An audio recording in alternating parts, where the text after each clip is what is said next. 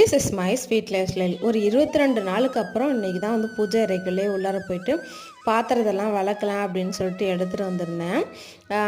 என் தங்கச்சிக்கு குழந்த பிறந்திருக்குங்கிறனால கிட்டத்தட்ட 22 நாளாகவே வந்து பூஜை அறைக்கு உள்ளார போக முடியல. போனால் கூட விளக்கேற்ற முடியாது, அதனால் செய்யலை.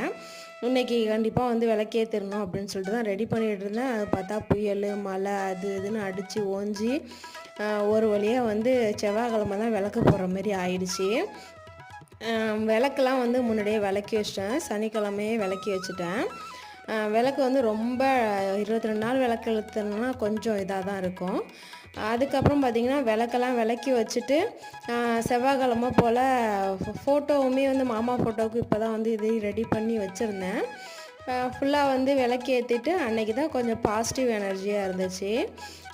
இனிமேல் ரெகுலராக வந்து பூஜை வீடியோ இல்லை வீடியோ ரெகுலராக போட ட்ரை பண்ணுறேன். தேங்க்ஸ் ஃபார் வாட்சிங்.